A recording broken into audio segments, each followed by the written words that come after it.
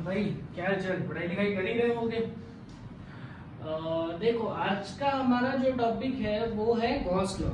अच्छा एक सेकंड, हाँ देखो कुछ बच्चों के मैसेज आए थे प्रीवियस लेक्चर्स को लेकर के कि प्रीवियस लेक्चर में एक क्वेश्चन कराया था जिसमें एक सिलेंडर के थ्रू कितना फ्लक्स पास हो रहा है वो हमने कैलकुलेट किया था। एक्चुअल में उसमें था क्या, देखो कुछ बच्चों के उसके थोड़े डाउट है, वो डाउट बता देता हूँ। मान लीजिए इस तरीके से इलेक्ट्रिक फील्ड था, ठीक है। इस इलेक्ट्रिक फील्ड में मान लो इस तरह से हमने एक सिलेंडर रख दिया था और मैंने पूछा था इससे फ्लक्स निकालो। उसका मतलब क्या था, देखो इसमें फ्लक्स जो इसके वर्डिंग्स को जरा ध्यान से सुनना, वर्डिंग्स क्या बोलता है। देखो अगर मैं ऐसा बोलता हूं फ्लक्स थ्रू कर्व सरफेस तो ये मीनिंग अलग हो गई, और अगर मैं लिखूं टोटल फ्लक्स तो ये मीनिंग अलग हो गई। हमने जो क्वेश्चन सॉल्व किया था एक्चुअल में वो ये था कि फ्लक्स थ्रू कर्व सरफेस कितना होगा, और तो कुछ बच्चों ने मुझे मैसेज में डाला था वो टोटल फ्लक्स था। बच्चों ने सॉल्व किया, टोटल फ्लक्स आया था 0। एक्चुअल में देखो दोनों सरफेस को बता दो, सॉरी दोनों टाइप्स को बताता हूँ। जैसे देखो सिलेंडर में टोटल कितने सरफेस होते हैं, 3। एक तो ये वाला सरफेस हो जाएगा बेटा, ये वाला सरफेस हो जाएगा और एक कर्व्ड सरफेस होगा, ठीक है।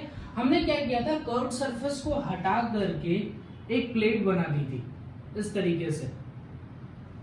इस प्लेट के लिए हमने जो डायमीटर यूज किया था वो डायमीटर था 2r, हाइट जो यूज की थी वो थी h, ठीक है।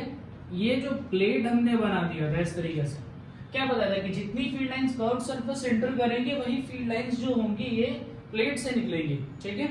तो उसमें करना ये था, जैसे मान लो ये सॉल्व करना है, flux of the curved surface entering flux. सिर्फ ध्यान से सुनना कितना फ्लक्स एंटर कर रहा है, ठीक है।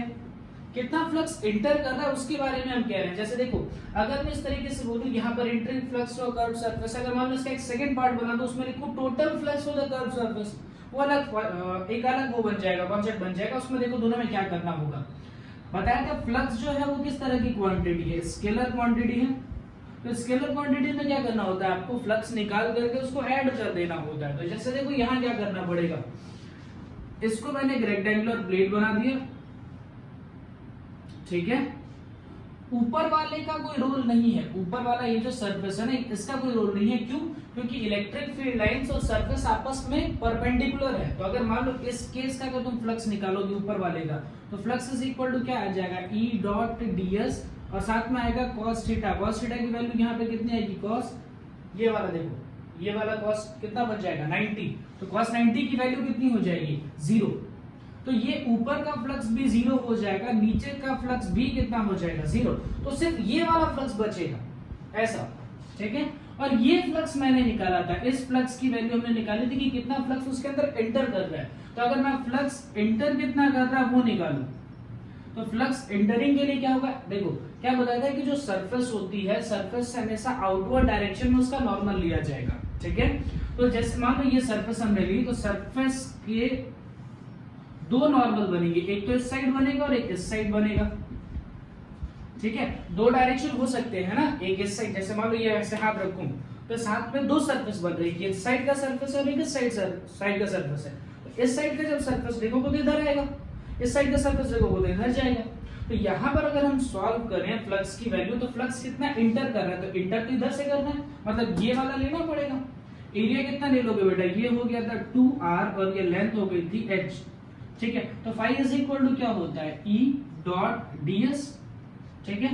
ये पे E डॉट s और cos थीटा, सरफेस एरिया लिखना होगा। cos थीटा कितना लिखोगे, देखो नॉर्मल ऐसे आ रहा है और इलेक्ट्रिक फील्ड ऐसे जा रही है, तो यहाँ पर थीटा की वैल्यू मुझे कितनी लिखनी पड़ेगी 180 डिग्री। इसके लिए सॉल्व करोगे तो इलेक्ट्रिक फील्ड और नॉर्मल देखो एक दूसरे के पैरेलल चल रहे हैं, तो यहाँ पर थीटा की वैल्यू आपको कितनी लिखनी पड़ेगी 0 डिग्री। यहाँ देखो फ्लक्स कितना इंटर कर रहा है, तो E डॉट ds cos 180 कितना हो जाएगा -1, यानी कितना हो जाएगा E इंटू सरफेस एरिया की वैल्यू कितनी हो जाएगी 2l इंटू h। अच्छा फ्लक्स लीव कितना कर रहा है, कितना लीव कर रहा है, बाहर कितना निकल रहा है, तो देखो इलेक्ट्रिक फील्ड वही है, एरिया वही है, बस ये जो नॉर्मल वेक्टर है वो पलट जाएगा। मतलब अब यहाँ पर हम थीटा की वैल्यू कितनी डालेंगे 0 डाल दो, E इंटू s cos 0 कितना हो गया 1, E सरफेस एरिया कितना हो जाएगा 2lh। अच्छा क्या बताया था बेटा, हमारी फ्लक्स कैसी क्वांटिटी है, स्केलर क्वांटिटी, तो डायरेक्ट एडिशन करना होता है। यानी मान लो मैं टोटल फ्लक्स निकालूं, सपोज कीजिए मैं टोटल फ्लक्स निकालूं तो फाई इज इक्वल टू कितना हो जाएगा, कितना इंटर कर रहा है माइनस कितना लीव कर रहा है, तो ही तो टोटल फ्लक्स मिलेगा भाई। कितने, जैसे मान लो कोई बिजनेस कर रहे हो, बिजनेस करने में कितने पैसे आए कितने पैसे चलेगा, दोनों को माइनस कर दो तो आपको कितना फायदा वो पता चल जाएगा। मैं यहाँ से टोटल फ्लक्स निकाल रहा हूँ तो सिंपल क्या होगा कि कितने पैसे आए और कितने निकल गए, total entering minus total leaving. Solve करोगे तो ये टोटल वैल्यू कितनी आएगी, 0। तो एक्चुअल में ये नेट फ्लक्स जो आएगा ना वो 0 आएगा। मैंने उस क्वेश्चन में आपको सिर्फ इतना बताया था कि किसी सरफेस के बारे में सोचना कैसे, मैंने सिर्फ ये बताया था कि फ्लक्स कितना इंटर कर रहा है। ठीक है, समझ में आई मेरी बात। ये चीज और अच्छे से क्लियर हो जाएगी आज के टॉपिक से। आज का हमारा बहुत बढ़िया सा टॉपिक है, ये टॉपिक है हमारा गॉस लॉ। ठीक है, देखो गॉस लॉ होता क्या है इसके बारे में थोड़ा समझ लेते हैं। गॉस लॉ जो है ये फ्लक्स निकालने का बहुत एक प्रॉपर मेथड है। प्रॉपर मेथड मतलब कह सकते हो, इसमें थोड़ा सा आपको चीजें याद भी करनी पड़ेंगी, इसकी प्रॉपर्टीज थोड़ी सी देखनी भी पड़ेगी, लेकिन ये एकदम फैक्ट्स में क्या होता है, बहुत सिंप्लीफाइड मैनर में आपको इलेक्ट्रिक फ्लक्स निकाल करके दे देता है। बहुत सिंपली आप इसमें से इलेक्ट्रिक फ्लक्स निकाल सकते हैं। तो चलिए आज का टॉपिक हम स्टार्ट कर लेते हैं। आज का टॉपिक देख लो, गॉस थ्योरम के लिए मैंने क्या किया, गॉस लॉ का स्टेटमेंट लिख रखा है। आप स्टेटमेंट को थोड़ा सा याद कर लीजिएगा। ठीक है, एक्चुअली में इसका मैथमेटिकल एक्सप्रेशन याद कर लोगे तो भी बहुत अच्छे से चलेगा। देखो स्टेटमेंट है क्या, पहली चीज क्या मेंशन की गई उन चीजों को बहुत अच्छे से समझना। लिखा है total electric flux, total electric flux लिखा है। ठीक है, ऐसा नहीं लिखा है कि कितना इंटर कर रहा है या कितना लीव कर रहा है, वो नहीं लिखा है, टोटल लिखा है। तो टोटल का मतलब कितना इंटर कर रहा है माइनस टोटल कितना लीव कर रहा है। Total electric flux to a closed surface is proportional to total electric charge enclosed within the surface। मतलब क्या हुआ, जैसे मान लो इस तरह से चार्ज रखे गए, ठीक है, इस तरह से चार्ज रखे गए और यहां पर सपोज करते हैं एक क्लोज सरफेस है। ठीक, अब इस क्लोज सरफेस के थ्रू हमें क्या करना है, फ्लक्स निकालना है। इस क्लोज सरफेस के थ्रू फ्लक्स अगर कैलकुलेट करना होगा, देखो फ्लक्स का मतलब क्या होता है, कितनी फील्ड लाइंस इसके अंदर इंटर कर रही है माइनस कितनी फील्ड लाइंस इसके अंदर से लीव कर रही है। देखिए इसका मीनिंग समझिए ध्यान से। इसका मान लो ये चार्ज है Q1, ये वाला चार्ज मान लो Q2, ये वाला चार्ज मान लो Q3, ऐसे यहाँ पर मान लो Q4, Q5, Q6, Q7 ऐसा मान लिया हमने चार्ज। ठीक है, क्या कह रहा है, टोटल इलेक्ट्रिक फ्लक्स, यानी जो टोटल इलेक्ट्रिक फ्लक्स होगी इन अ क्लोज सरफेस, इस क्लोज सरफेस से कितनी फ्लक्स पास कर रही है वो डायरेक्टली प्रोपोर्शनल होगा total electric charge enclose with in the surface. यानी ये जो सरफेस के अंदर है वो चार्ज कितना है, तो सरफेस के अंदर चार्ज कितना है, Q1 plus Q2 plus Q3। ध्यान से समझना है, बाहर वाले चार्जेस को नहीं सोचना है। ठीक है, तो क्या लिखा है, total electric flux to a close surface is proportional to total electric charge enclosed by the surface. ये हमारी टोटल चार्ज हुई, एक सरफेस लिया हमने क्लोज्ड सरफेस, और जब फ्लक्स निकाला तो ये जो फ्लक्स हुआ ये सिर्फ अंदर के चार्ज के प्रोपोर्शनल आया, बाहर से रिलेट क्यों नहीं हुआ उसका रीजन जरा सोचो। देखो क्या करना होगा, मान लो मैं ऐसे बना दूं, फील्ड लाइंस ड्रॉ करके देखता हूं। ठीक है, सपोज करो बाहर एक चार्ज है। ठीक है, बाहर अगर एक चार्ज है तो इससे जो इलेक्ट्रिक फील्ड्स आएंगी वो देखो ऐसे निकलेंगी। ठीक है, मतलब बाहर वाले चार्ज से जो इलेक्ट्रिक फील्ड होगी जितना इंटर करेगी उतना ही लीव कर जाएगी।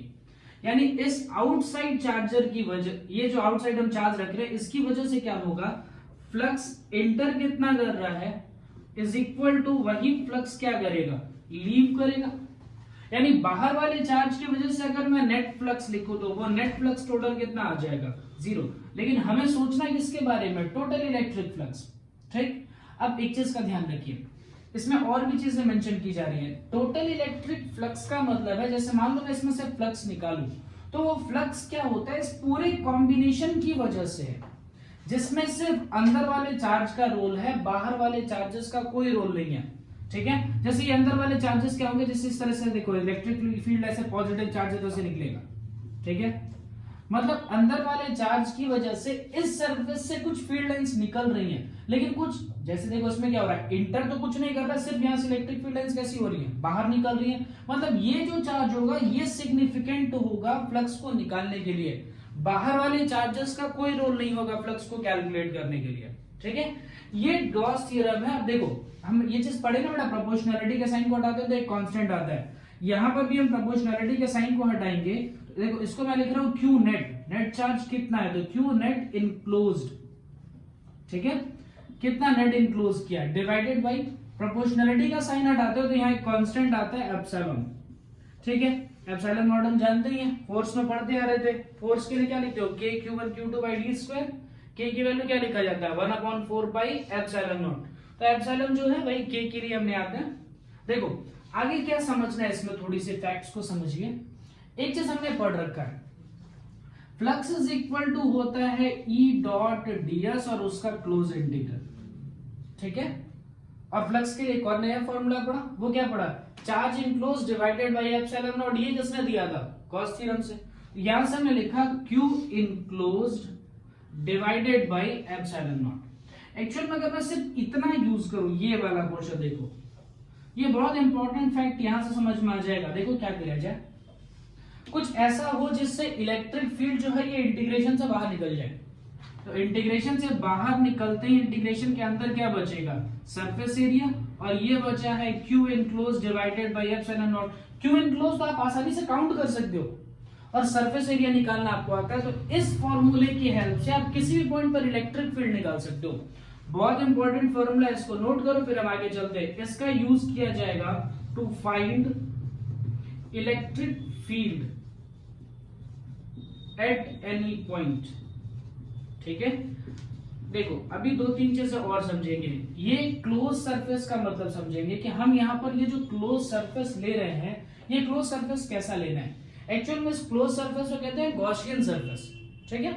चलो इसे नोट करो फिर हम आगे बढ़ते हैं। देखो गॉस लॉ के लिए हमने फॉर्मूला जो लिख लिया, बहुत सिंपल फॉर्मूला, कि फ्लक्स जो होगा, पहले से पढ़ रखा था, फ्लक्स इज इक्वल टू बटा होता है E डॉट ds। और गॉस थ्योरम में हमने पढ़ा कि जो फ्लक्स है वो डायरेक्टली प्रोपोर्शनल होता है चार्ज इनक्लोज के, Q enclose by epsilon not. Epsilon not हमारा कांस्टेंट है। इसका यूज क्या बताया, तो इलेक्ट्रिक फील्ड को निकालने के लिए इसका यूज किया जाता है, ठीक है। अब ध्यान से सुनना, कुछ फैक्ट्स बता रहा हूं, ये बहुत इंपॉर्टेंट फैक्ट है। मान लो ये एक क्लोज सरफेस है, इसके अंदर ऐसे चार्ज है, ठीक है, बाहर भी कुछ चार्ज। अब सपोज कीजिए गॉस थ्योरम की हेल्प से मैं इस पॉइंट पर इलेक्ट्रिक फील्ड निकालता हूं। With the help of Gauss theorem मैं इस पॉइंट पर इलेक्ट्रिक फील्ड कैलकुलेट कर रहा हूं। तो ये इलेक्ट्रिक फील्ड किसकी वजह से होगा, जो चार्ज अंदर है उसकी वजह से होगा, या जो चार्ज बाहर है उनकी वजह से होगा, या टोटल चार्जेस की वजह से होगा। तो ध्यान से सुनिएगा, इस पॉइंट पर हम जो इलेक्ट्रिक फील्ड निकालते हैं, ये इलेक्ट्रिक फील्ड होता है ड्यू टू ऑल चार्जेस। जितने चार्ज हैं सबका जो वेक्टर एडिशन करोगे तो इलेक्ट्रिक फील्ड यहां पर मिलती है। लेकिन ऐसे सोचो कि इस सरफेस से अगर मैं फ्लक्स कैलकुलेट कर रहा हूं, तो फ्लक्स जो कैलकुलेट किया जाता है उसमें क्या होता है, होता सभी की वजह से, लेकिन बाहर वाले का कोई रोल नहीं होता है। इसका मतलब जो फ्लक्स है वो ड्यू टू चार्ज इनक्लोज्ड की वजह से होगा, ठीक है। यानी अगर मैं क्या करूं, चार्ज जो अंदर है, ठीक है, ऐसे सोचो, अगर मैं क्या करता हूं, जो चार्जेस इनक्लोज्ड हैं उसको चेंज करता हूं, मतलब उसका कॉन्फ़िगरेशन चेंज करूं, तो क्या क्या चेंज हो जाएगा, ध्यान से सुनना।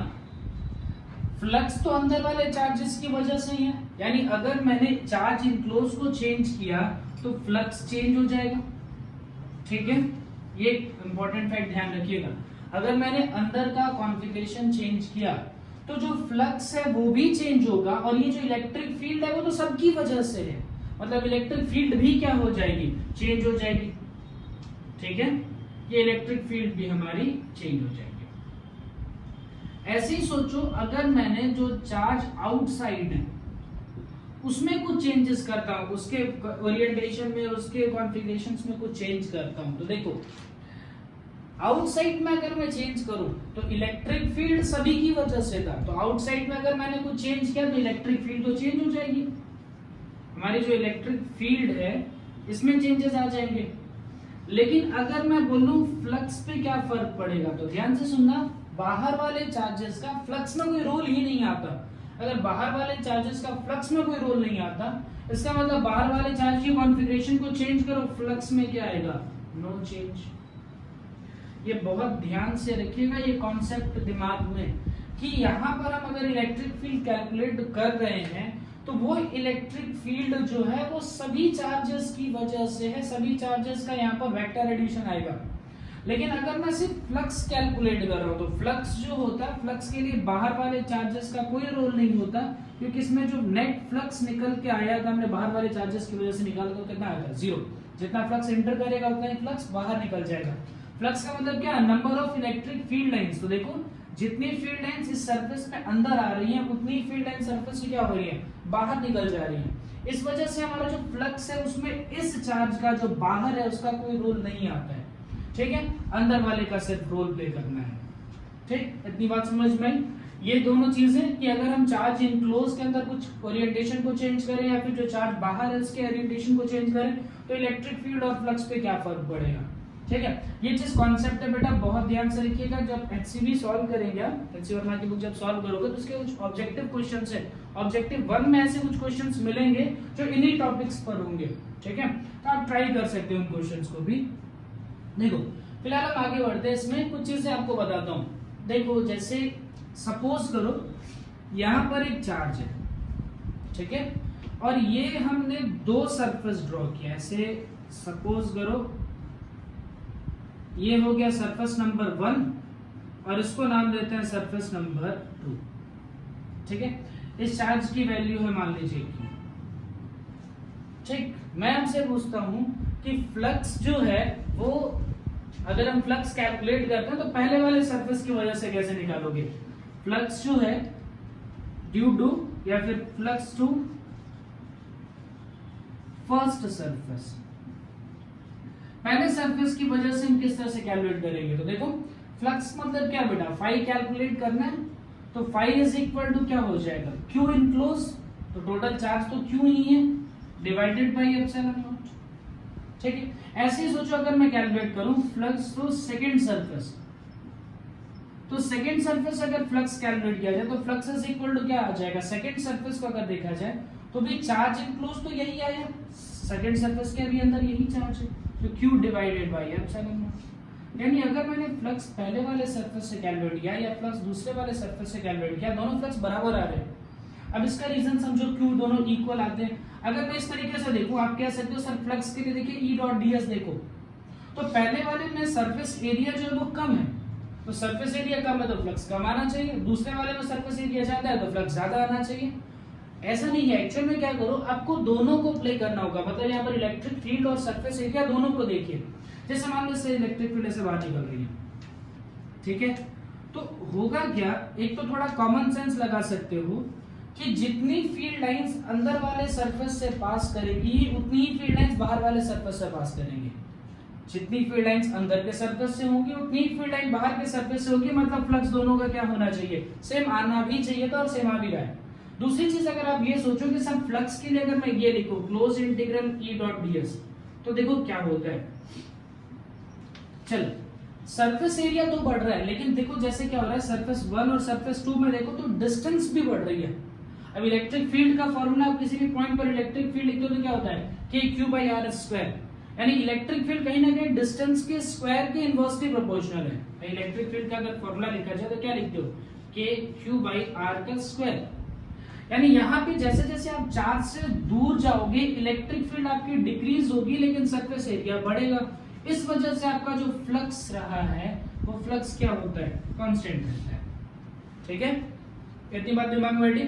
चलिए देखो ये क्वेश्चन अभी डिस्प्ले तो हो रहा होगा स्क्रीन पे, आप उसको एक बार ट्राई कीजिए वीडियो पॉज करके, फिर हम उस क्वेश्चन का एक सोल्यूशन कर लेते हैं। देखो ट्राई कर लो एक बार पॉज करके ईमानदारी से। देखिए क्वेश्चन क्या है, पहले उसको समझते हैं। अ क्यूब ऑफ साइड L, एक मैंने क्यूब बनाना है, उस क्यूब के साइड है L। उस क्यूब का एक कॉर्नर जो है वो ओरिजिन पे है। मतलब मान लीजिए मैं अपना कोऑर्डिनेट सिस्टम ड्रॉ करूं तो x, y, z 3 कोऑर्डिनेट हमारे आगे।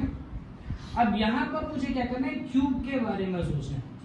तो एक क्यूब के बारे में सोचो और उसका एक कॉर्नर जो है वो ओरिजिन पे है, तो इसका मतलब क्या होगा, जैसे मान लो जी मैंने ऐसे सोचना है कि ये बोर्ड है, इस तरीके से आ रहा है, ऐसे फिर ऐसे फिर यहाँ पर, और एक क्यूब ऐसे है, मतलब इसकी एल लेंथ जो है वो जेड एक्सिस पे आएगी, एल लेंथ जो है वो वाई एक्सिस पे आएगी, और इसकी जो एल लेंथ है वो एक्स एक्सिस पे आएगी। अच्छा, क्यूब के टोटल फेस कितने होते हैं? 6 फेस होते हैं ना, टोटल क्यूब के कितने फेस होते हैं? 6। देखो ध्यान से सुनना है कैसे काम कर रहे हैं इसमें, जिसमें से ये वाला कॉर्नर मान लो मैंने सपोज कर लिया है कि ये वाला कॉर्नर जो है ये ओरिजिन पे, तो 3 एक्सेस बन गए, एक्स एक्सेस, वाई एक्सेस और जेड एक्सेस। अब देखो करना क्या होगा, ये आने देखो, ठीक है। कह रहा है कि इसमें एक इलेक्ट्रिक फील्ड है और उस इलेक्ट्रिक फील्ड की वैल्यू दी गई है a plus B Y into J cap, जहां पर a और b जो है वो कांस्टेंट है, ठीक है। जे कैप मतलब जो भी इलेक्ट्रिक फील्ड है वो कौन से डायरेक्शन में जा रही है? y डायरेक्शन में चल रही है। अब देखो जरा इसके फेसेस को हम देखते हैं, मान लीजिए लिखते हैं a b c d, तो ये वाला फेस है ना नीचे वाला, ठीक है,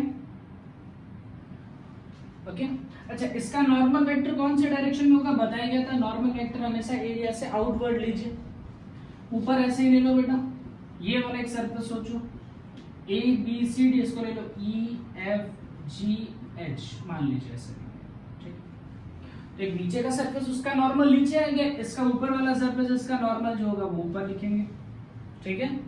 अच्छा, इलेक्ट्रिक फील्ड कैसी है? a plus B Y into J cap, यानी पॉजिटिव जे डायरेक्शन में इलेक्ट्रिक फील्ड एग्जिस्ट कर रही है, यानी इलेक्ट्रिक फील्ड का डायरेक्शन कैसा आ जाएगा? ऊपर, ठीक है। अच्छा एक बात देखिए, मान लो मैं इसकी बात करूं ई एफ सी बी, इस वाले सरफेस की, तो इसका नॉर्मल तो ऐसा आएगा, जस्ट इसके अपोजिट में सोचो तो इसका नॉर्मल तो ऐसा आएगा।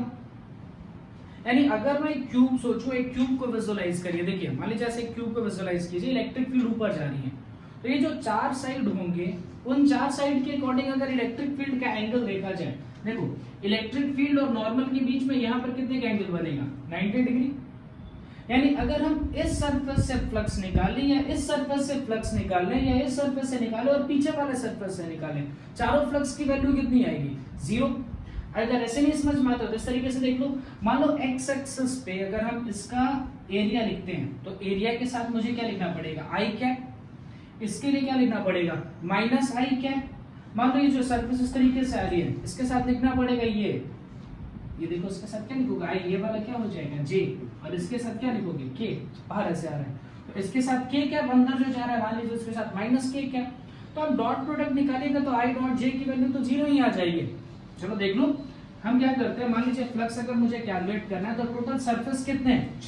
6 सरफेस की अगर हम बात करते हैं तो टोटल 6 फ्लक्स आएंगे, और उन 6 के 6 फ्लक्स को मुझे क्या करना होगा? एक एडिशन, उसका डायरेक्ट एडिशन करना है, वेक्टर एडिशन नहीं करना है। अब देखो क्या है, ये जो मैंने शेडेड रीजन छोड़ दिए, ये जो शेडेड रीजन नहीं है उनको देखो, जो शेडेड नहीं है उनको देखिए, तो इसकी वजह से मान लो मैं इसके लिए लिख रहा हूँ ई एफ बी सी, मान लीजिए, तो ई एफ बी सी के लिए जब फ्लक्स लिखोगे तो जो भी इलेक्ट्रिक फील्ड है, चलिए इलेक्ट्रिक फील्ड की कोई वैल्यू भी है, सरफेस एरिया की कुछ वैल्यू भी है, लेकिन ई डॉट डी एस लिखते हो तो E D S cos theta आता है, यानी E into S into cos theta लिखोगे, थीटा यहाँ पर कितना आ जाएगा? 90 डिग्री। इलेक्ट्रिक फील्ड ऊपर है और नॉर्मल इस साइड है, यानी थीटा कितना बैठेगा? 90, तो cos 90 कितना हो जाएगा? 0।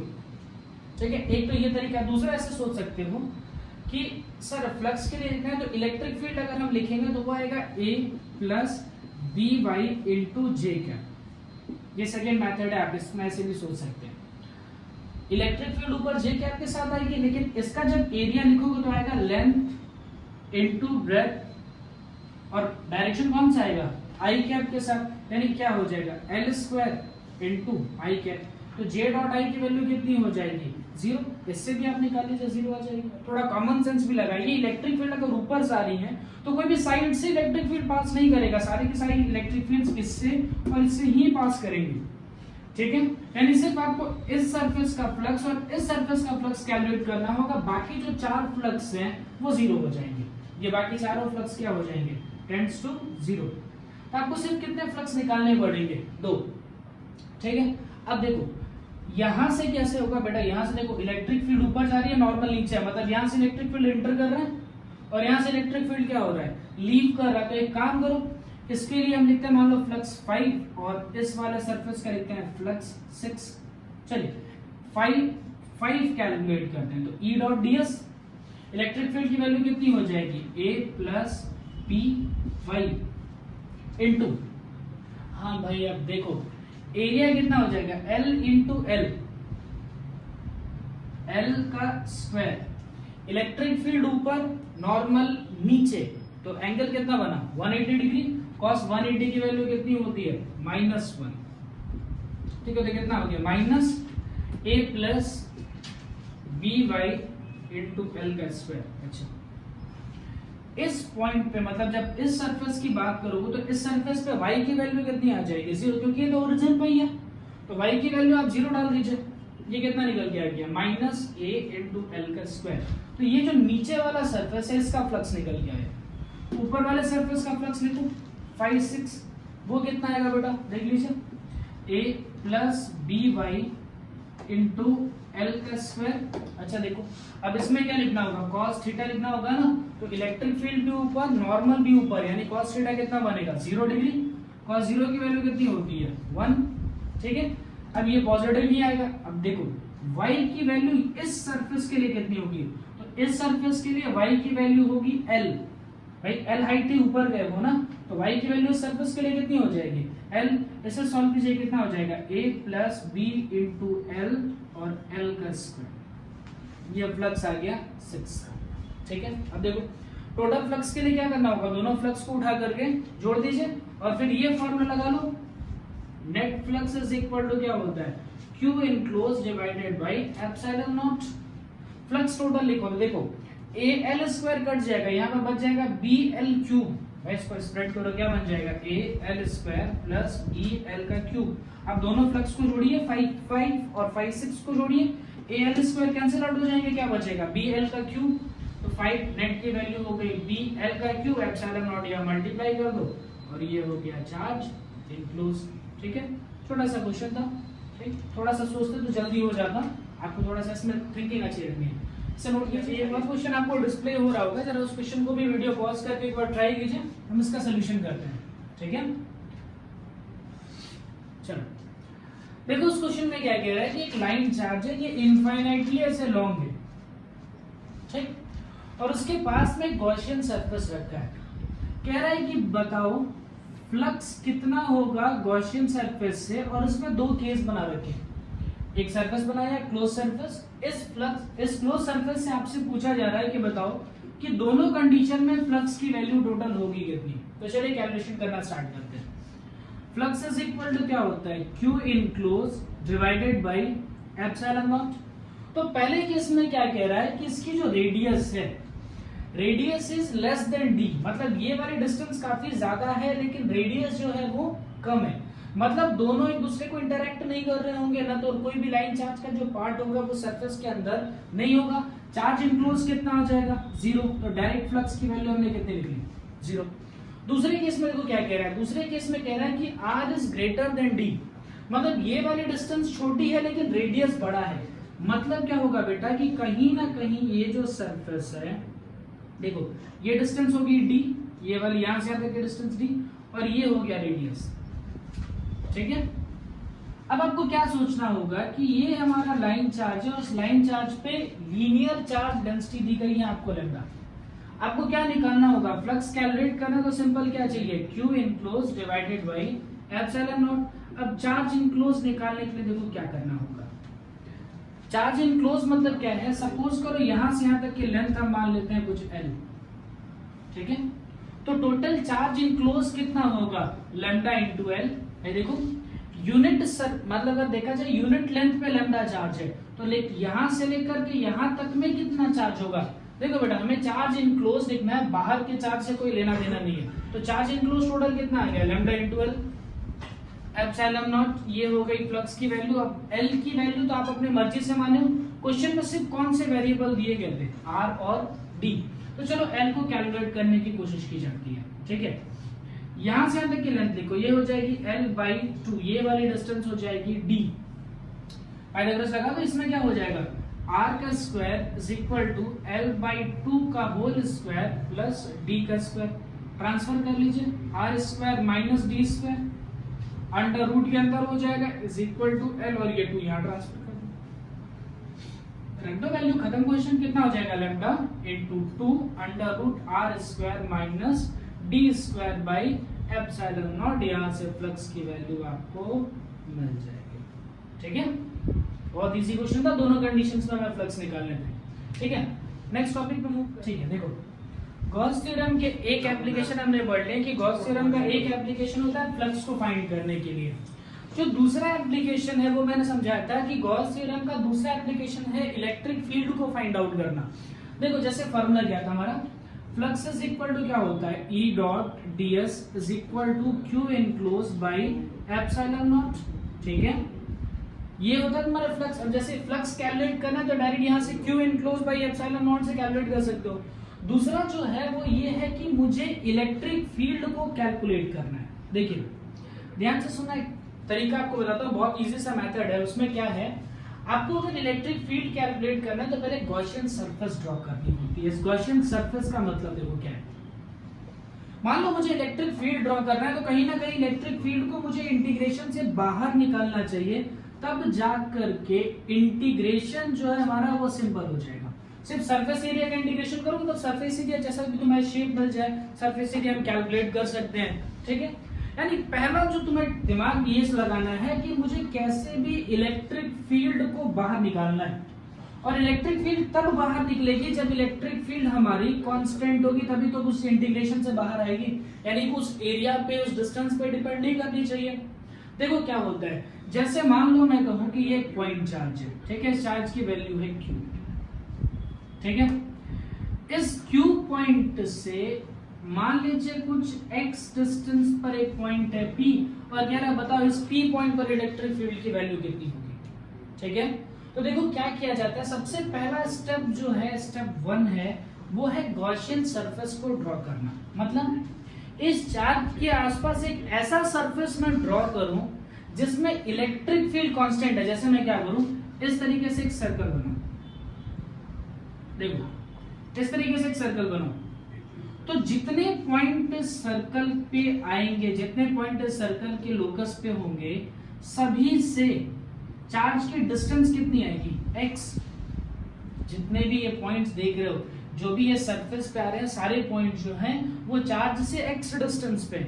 मतलब क्या, हर एक पॉइंट पर अगर मैं इलेक्ट्रिक फील्ड लिखूं तो उस इलेक्ट्रिक फील्ड की वैल्यू क्या आनी चाहिए, सेम इलेक्ट्रिक फील्ड का फॉर्मूला क्या होता है, k q r स्क्वायर। तो k भी तो कांस्टेंट है, q भी कांस्टेंट है, r का स्क्वायर, हर एक के लिए डिस्टेंस कितनी होगी, x। यानी एक पॉइंट चार्ज के लिए जो गॉसियन सरफेस मुझे ड्रॉ करना चाहिए, वो गॉसियन सरफेस कैसा ड्रॉ करना चाहिए, तो स्फेरिकल इन शेप। ठीक है, ध्यान से समझते चलना, ये छोटी छोटी पॉइंट्स है, या ध्यान रखना है कैसे आप काम करोगे। ठीक, अब ऐसे ही सोचो कि मान लो मैं एक स्फीयर के बारे में सोचूं, एक मान लो ऐसा स्फीयर सोचूं जिसके अंदर ऐसे पॉइंट्स है, ऐसे चार्जेस रखेंगे। ठीक है यार, एक पॉइंट क्या होता है, एक पॉइंट छोटा सा स्फीयर ही तो होता है। एक पॉइंट क्या होता है, छोटा सा स्फीयर होता है, उसको आपको क्या करना होता है, बस आप मैग्नीफाई करते जाइए, आपको स्फीयर दिखता जाएगा। मतलब इसकी वजह से भी अगर मैं गॉसियन सरफेस ड्रॉ करूं तो वो भी गॉसियन सरफेस कैसा होना चाहिए, स्फेरिकल। आपको 2-4 से ही आएंगे लगभग, ये 4 आपको शेप बता दूंगा, इन्हीं 4 शेप्स में से आपको गॉसियन सरफेस ड्रॉ करने आना चाहिए। पहला, पॉइंट चार्ज के लिए गॉसियन सरफेस कैसा आएगा, स्फेरिकल। एक स्फीयर के लिए भी कैसा आएगा, गॉसियन सरफेस। अगर एक स्फीयर के लिए गॉसियन सरफेस ड्रॉ किया जाए तो ये भी कैसा आएगा, स्फेरिकल। अच्छा मान लो एक लाइन चार्ज के लिए सोचो लाइन चार्ज के लिए गॉसियन सरफेस कैसा होगा। देखो मान लो यहां से इलेक्ट्रिक फील्ड देखूं तो इलेक्ट्रिक फील्ड तो ऐसे निकल रही होगी ना, इस तरीके से। अब मैं क्या करता हूं, मुझे क्या सोचना है कि कुछ एक ऐसा सरफेस बनाओ इसके चारों ओर जहां पर इलेक्ट्रिक फील्ड की वैल्यू क्या है, कांस्टेंट है। जैसे देखो ये लाइन चार्ज है, ठीक है, x डिस्टेंस पे लेकर के पूरा एक घूम जाओ राउंड। जैसे यहां से x डिस्टेंस पे लेकर के, यहां से x डिस्टेंस ले लो और लेकर के ये पूरा राउंड ऐसे घूम जाओ। ठीक है, ये ऐसा यहां से पकड़ा और ऐसा पूरा राउंड एक घूम गए, और ऐसा पूरा नीचे पे खींच लो।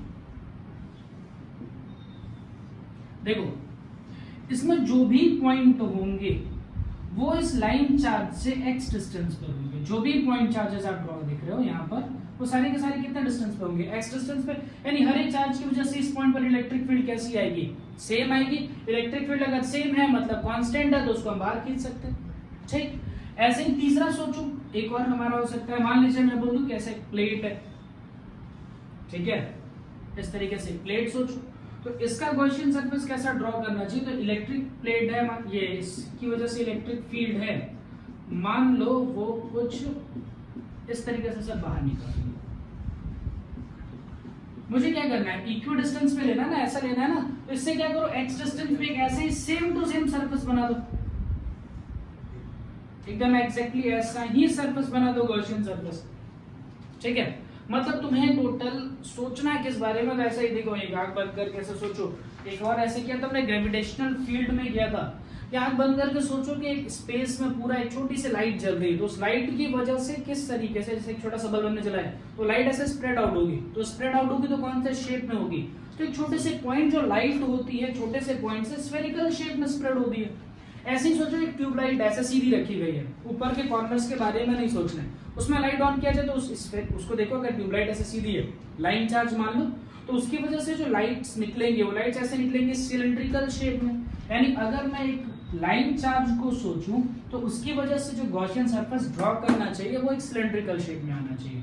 ऐसे एक प्लेट के बारे में सोचे, कैसे एक प्लेट है, उस प्लेट पे से पूरा लाइट ऑन हो, तो लाइट किस तरीके से सामने निकलेगी, ठीक है। इसका मतलब इसका अगर मुझे गॉसियन सरफेस ड्रॉ करना चाहिए तो एग्जैक्टली प्लेट की किस तरीके से ड्रॉ करोगे, पैरेलल, ठीक है। ये चार शेप इंपॉर्टेंट है, यही चार शेप आपको आते हैं। तो पहला स्टेप आपने ड्रॉ कर लिया कि किस तरीके से हम गॉसियन सरफेस को ड्रॉ करते हैं, सब बनाओ, फिर आगे चलते हैं। नेक्स्ट में क्या करना है, इलेक्ट्रिक फील्ड कैलकुलेट करना। टोटल हमारे पास सिर्फ कितने शेप आए हैं, 3। एक आया है स्फीयर, ठीक है, एक आया है लाइन और दूसरा आया है एक प्लेट, ठीक है। सिर्फ 3 सरफेस आए, इन्हीं के बारे में मुझे सोचना है। जैसे स्फीयर के बारे में सोचो, तो स्फीयर में 2 तरीके से हम सोच सकते हैं कि मान लो वो सॉलिड स्फीयर है, ठीक है, या फिर सपोज कर सकते हो कि वो कैसा हो, हॉलो। एक सॉलिड स्फीयर सोचा जा सकता है और दूसरा कैसा सोचा जा सकता है, हॉलो। एक और इसमें कह सकते हो कि मान लो वो सॉलिड में कंडक्टिंग हो सकता है, ठीक है, और एक हो सकता है नॉन कंडक्टिंग। ऐसे ही सोचो, हॉलो स्फीयर में 2 पार्ट हो सकते हैं, एक हो सकता है कंडक्टिंग और दूसरा हो सकता है नॉन कंडक्टिंग, ठीक है। लाइन चार्ज में इतना नहीं आएगा, आपको मेनली ये स्फीयर्स के बारे में अच्छे से पढ़ना है, स्फीयर के बारे में थोड़ा जान लेना है, ठीक है। चलिए फैक्ट्स को पहले देखते हैं।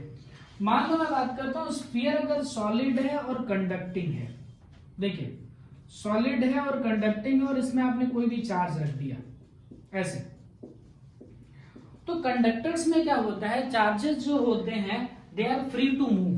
कंडक्टर्स जो होते हैं उसमें चार्जेस फ्री होते हैं मूव करने के लिए। मतलब देखो होगा क्या, इस पॉजिटिव और इस पॉजिटिव में रिपल्शन आएगा, और रिपल्शन आने की वजह से ये जो पॉजिटिव चार्ज है वो सारे के सारे सरफेस एक दूसरे से दूर भागेंगे। ऐसा सोचो ना, दोनों पॉजिटिव चार्जेस एक दूसरे से कहां भागेंगे, दूर भागेंगे। मतलब ये आपस में रीअरेंज हो करके कुछ इस टाइप का शेप बना लेगा, जिसमें सारे के सारे चार्ज जो होंगे वो सरफेस पे होंगे, अंदर कोई भी चार्ज नहीं होगा। दिमाग थोड़ा लगाओ। अगर कंडक्टिंग है मतलब क्या होगा, इसमें सिंपल ये सोचो कि कंडक्टिंग है मतलब जो चार्जेस आपने डाले हैं they are free to move. अगर ये फ्री है मूव करने के लिए तो एक दूसरे से रिपेल होने की वजह से मैक्सिमम डिस्टेंस पे जाना चाहेंगे, और मैक्सिमम डिस्टेंस कहां पर मिलेगी आपको, सरफेस पे मिलेगी। दूसरी चीज, मान लो ये नॉन कंडक्टिंग है, नॉन कंडक्टिंग होने का मतलब अब ये चार्जेस जो है ये बाउंडेड है, मतलब अब ये फ्री नहीं है, इसका मतलब ये चार्जेस अब सरफेस पे नहीं आएंगे, बिल्कुल सरफेस पे नहीं आने चाहिए, जहां पर है वैसे ही पड़े रहेंगे, ठीक है। तो इसमें ये चीज का दिमाग लगाना है। अब जरा एक चीज सोचो, मान लो मैं यहां पर चार्ज डेंसिटी के बारे में सोचूं, तो यहां पर क्या है, एक सॉलिड है, सॉलिड के अंदर चार्जेस हैं। ऐसे सोचो एक केक है, उस केक के अंदर आपने चेरीज डाल दी, अब वो चेरीज जहां डाल दी वो वहीं फंस गए। मतलब अब ये सॉलिड शेप है, इसका मतलब इसमें कौन सा चार्ज डिस्ट्रीब्यूशन यूज करना चाहिए, तो ऑब्वियस है वॉल्यूम चार्ज डिस्ट्रीब्यूशन यूज करना चाहिए, ठीक है। इसके अंदर कौन सा चार्ज डिस्ट्रीब्यूशन होगा, वॉल्यूम चार्ज डिस्ट्रीब्यूशन। इसके अंदर सोचो, चलो भले ये सॉलिड है लेकिन अंदर तो कोई चार्ज है नहीं, सारे के सारे चार्ज कहां पर चले आए हैं, सरफेस पे। यानी यहां पर मुझे कौन सी चार्ज डेंसिटी यूज करनी चाहिए, यहां पर मुझे यूज करना पड़ेगा सरफेस चार्ज डेंसिटी, यहां पर वॉल्यूम चार्ज डेंसिटी। ठीक है क्या, दिमाग चला। अब देखो ध्यान से सुनना, मान लो हॉलो है तो कंडक्टिंग हो चाहे नॉन कंडक्टिंग हो, कंडक्टिंग हो चाहे नॉन कंडक्टिंग हो, जो चार्जेस होंगे वो हमेशा कहां पर रह जाएंगे, सरफेस पे ही तो रहेंगे। मतलब यहां पर आपको कौन सी चार्ज डेंसिटी यूज करनी चाहिए, तो दोनों कंडीशन में मुझे क्या यूज करना पड़ेगा, सरफेस चार्ज डेंसिटी। दोनों कंडीशन को आप देख लीजिए, दोनों कंडीशन में आपको यूज करना है सरफेस चार्ज डेंसिटी। अब सब में डिफरेंस, ध्यान से सुनना, डिफरेंस बता रहा हूं। देखो जो कंडक्टर्स होते हैं, कंडक्टर्स में क्या होता है, चार्जेस अगर फ्री हैं मूव करने के लिए, तो होगा ये बेटा कि इन दोनों पॉजिटिव चार्ज के बीच में जो डिस्टेंस है वही इन दोनों पॉजिटिव चार्ज के बीच में डिस्टेंस होगी, वही इन दोनों पॉजिटिव चार्ज के बीच में डिस्टेंस होगी। मतलब क्या हुआ इसका, जैसे मान लो 3-4 लोग हैं, वो आपस में उनकी नहीं बनती है, झगड़ा होता रहता है, ठीक है, उनको चेयर पे बैठाना है। मान लीजिए 4 लोग हैं, ठीक है, वो 4 लोगों को चेयर पे आपको बैठाना, उनके बीच में झगड़ा होता रहता है, तो आप कैसे बैठाओगे, मैक्सिमम डिस्टेंस क्या पॉसिबल है, एक को यहां बैठाओ, एक को यहां बैठाओ, एक को यहां बैठाओ, एक को यहां बैठाओ, ठीक है, इन चारों में झगड़ा होता रहता है, आप इनको घुमाइए, तो मैक्सिमम जो होगा यही हो सकता है कि इसके बीच की डिस्टेंस, ये बीच की डिस्टेंस, ये बीच की डिस्टेंस और ये बीच की डिस्टेंस क्या हो जाएगी, इक्वल। यानी यहां पे हम देखें तो जो चार्जेस होंगे वो एक जैसे यूनिफॉर्मली डिस्ट्रीब्यूट होंगे। मतलब यहां सरफेस चार्ज डेंसिटी तो यूज करोगे, लेकिन वो कैसे यूज करोगे, यूनिफॉर्म यूज करोगे, ठीक है। ऐसे ही सोचो, मान लो इसमें देखा जाए नॉन कंडक्टिंग में, नॉन कंडक्टिंग में क्या है, आपकी चेयर फिक्स है, चेयर फिक्स है, मतलब एक बार तुमने जहां चार्ज को रख दिया वहीं पे रख दिया, उसको आप वहां से हिला डुला नहीं सकते। तो यहां पर क्या हो सकता है, यूनिफॉर्मली भी हम स्प्रेड कर सकते हैं, नॉन यूनिफॉर्म भी स्प्रेड कर सकते हैं। यानी अगर हमारा नॉन कंडक्टिंग है, इंसुलेटिंग है, तो आप सरफेस चार्ज डेंसिटी यूज कीजिए या वॉल्यूम चार्ज डेंसिटी यूज कीजिए, ये यूनिफॉर्म भी हो सकता है और नॉन यूनिफॉर्म भी हो सकता है, ठीक है। लेकिन जो कंडक्टर होगा उसमें नॉन यूनिफॉर्म कभी नहीं आएगा। चलिए मान लीजिए आपने नॉन यूनिफॉर्म डिस्ट्रीब्यूट भी किया, लेकिन जैसे ही आप उसको छोड़ोगे वो सारे के सारे चार्जेस आपस में क्या हो जाएंगे, रीअरेंज होकर के कुछ फिक्स डिस्टेंस पे आ जाएंगे, ठीक है। यहां तक की बात समझे। तो आज का लेक्चर हम यहीं पर कंप्लीट करते हैं, ठीक है। आपने स्फीयर्स के बारे में थोड़ी बहुत चीजें पढ़ी, हम नेक्स्ट टर्न से क्या है, किस तरीके से इनका इलेक्ट्रिक फील्ड कैलकुलेट किया जाता है, वो पढ़ना हम स्टार्ट करेंगे, ठीक है।